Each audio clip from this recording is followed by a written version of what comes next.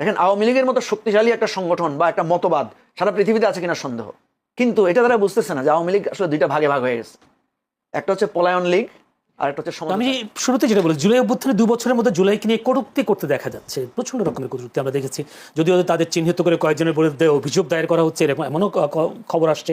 কিন্তু এই যে জুলাইকে নিয়ে কটূক্তি করার কারণটা কি আসলে? করে তো সুযোগ দেওয়া হচ্ছে বলে কি, কিংবা যদি বলি 5 আগস্টের পর মানুষ বাক স্বাধীনতা পেয়েছে তার কারণে কি কটূক্তি করার সুযোগ পাচ্ছে? বিষয়টা এমন।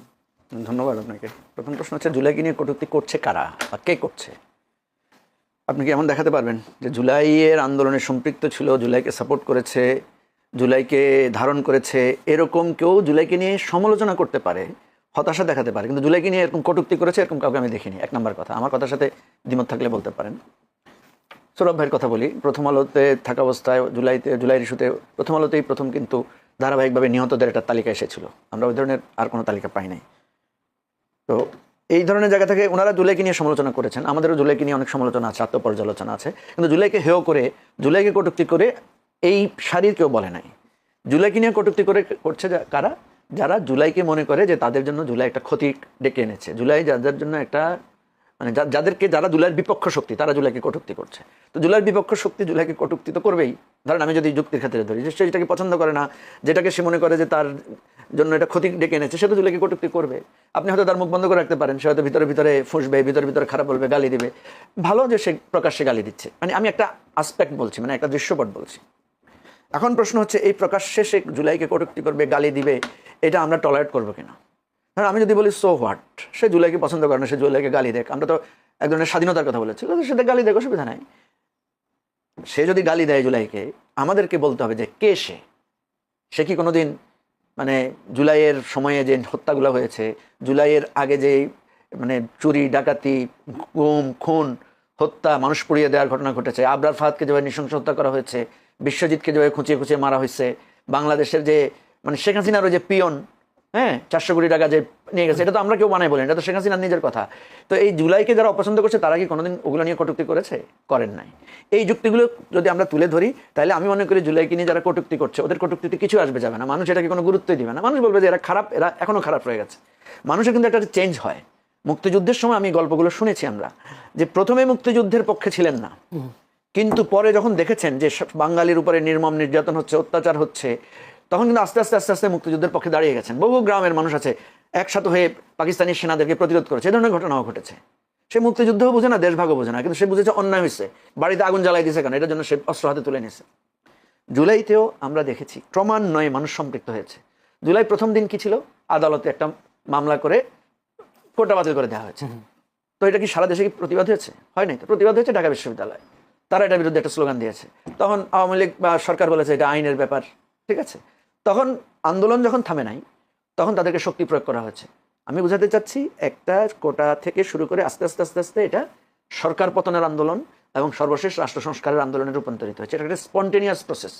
এখন আপনি যেহেতু পছন্দ করেন না জুলাইকে, তাহলে আপনি বলতেছেন এটা মেটিকুলাস ডিজাইন। মেটিকুলাস ডিজাইন হলে কে করেছে, কিভাবে করেছে, প্রমাণ দেন। মেটিকুলাস ডিজাইন যদি 0 ধরি, আমরা যদি বিন্দু ধরি, তো বিন্দুটা হচ্ছে আদালতে মামলা করেছে কে? সরকারের লোক। তাহলে মেটিকুলাস ডিজাইন সরকারই শুরু করেছে, নাম্বার 1। তারপরে ধরেন ছাত্রদেরকে রাজাকারের নাতিপতি ডেকে উস্কানি তৈরি করা, সবাইকে মানে রাতের বেলায় হল থেকে বেরিয়ে আসা, এই মেটিকুলাস ডিজাইনের জনককে। আপনি ইন্টারনেট বন্ধ করে দিয়ে যে সমস্ত বাচ্চারা সারাক্ষণ মোবাইলে বসে একটা ফেসবুকে স্ট্যাটাস দিত, যে হয়তো বলতো যে আমার এই ক্ষোভের কথা, সে ওখানেই বসেই তার কষ্টটা প্রকাশ করতো। যখন আপনি ইন্টারনেট বন্ধ করে দিয়েছেন, তখন এই ক্ষোভের কথাটা সে আসছে কোথায়? রাস্তায় বলতে। বাচ্চা যখন রাস্তায় যাচ্ছে, মা চিন্তা করেছে ছেলেকে একা ছাড়বো না, মাও গেছে, বাবাও গেছে। আমার চোখের সামনে আমি দেখেছি মা বাবারা বাচ্চাকে প্রোটেক্ট করতে গেছে, টিফিন ক্যারিয়ারে টিফিন নিয়ে, ব্যাগে করে পানি করে নিয়ে, এক ধরনের মানে ফেস্টিভ মুডে তারা গিয়েছে। যখনই তাদের বাচ্চারা আক্রান্ত হয়েছে, এই মা বাবারা লাঠি হাতে তুলে নিয়েছে। আমি অবাক হয়েছি। তাহলে দেখেন, তাহলে মেটিকুলাস ডিজাইনটা কে করলো? সরকার, আওয়ামী লীগ। তো নিজের পতনের জন্য নিজে মেটিকুলাস ডিজাইন যদি করে, তো এগুলো মানে বলছে কারা? আমি বলতে চাচ্ছি এই ধরনের আর্গুমেন্টে আমাদেরকে আসতে হবে। আমি তো চ্যালেঞ্জ করি, যারা জুলাইকে ঘৃণা করেন, আসেন আপনার ঘৃণার বক্তব্য নিয়ে, আমরা আমাদের যুক্তি দিয়ে আপনাদের ঘৃণা নিয়ে আসেন, আপনারা আপনাদের ষড়যন্ত্র তত্ত্ব নিয়ে আসেন, আমরা হাতে কলমে বোঝাই দেব যে জুলাইকে বাংলাদেশে না শুধু পৃথিবীতে এই ধরনের কোনো ক্লাসিক মাস মুভমেন্ট, গণ অভ্যুত্থান, রেভলিউশন হইতে পারে না যেটা হয়েছে। আপনি শিশুদের বক্তব্য আছে, মেয়েদের বক্তব্য আছে, রিক্সাওয়ালার বক্তব্য আছে, কবির বক্তব্য আছে, খেলোয়াড়ের বক্তব্য আছে, শিক্ষাবিদের লেখনী আছে, ছবি আছে, ভিডিও আছে, লাইভ ভিডিও আছে কিভাবে মানুষকে মারা হচ্ছে, লাইভ ভিডিও আছে দাঁড়িয়ে হাত তুলে গুলি খাচ্ছে। কোথায়? পৃথিবীর বহু আন্দোলনের সাথে মিলায় দেখেন।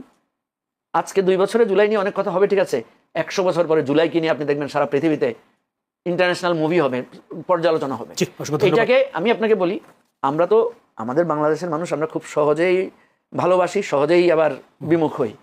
জুলাই কোনো ব্যক্তি বা জায়গার না, এটা একটা সময় গিয়ে এটা ক্লিয়ার দাঁড়াবে। আওয়ামী লীগ যেই ভুলটা করেছে এবং এখনো অনবরত করে যাচ্ছে আওয়ামী লীগ পন্থী লোকেরা, ঠিক আছে, দেখেন আওয়ামী লীগের মতো শক্তিশালী একটা সংগঠন বা একটা মতবাদ সারা পৃথিবীতে আছে কিনা সন্দেহ।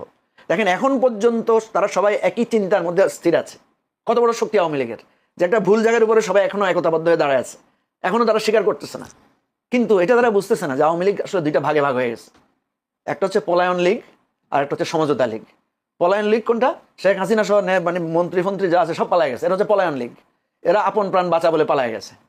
আর যারা দেশে আছে এরা সব সমঝোতা লীগ, কেউ ওই স্থানীয় বিএনপি, কেউ স্থানীয় জামাত, কেউ এনসিপিকে পয়সা করে দিয়ে টিয়ে এখন কোনোভাবে আছে, ঠিক আছে। আর কিছু হচ্ছে বেকুব লীগ, এগুলো ওই কিছু কিছু নিয়ে মিছিল টিছিল করে চোরাগোপ্তা ঘটনা করে, এর একটার মধ্যে কোনো নেতা দেখবেন না, ছবিগুলো দেখেন একটা কেউ আপনি চিনবেন না, অপরিচিত, পয়সা দিয়ে বা বিভিন্নভাবে এরা মিছিল টিছিল করছে।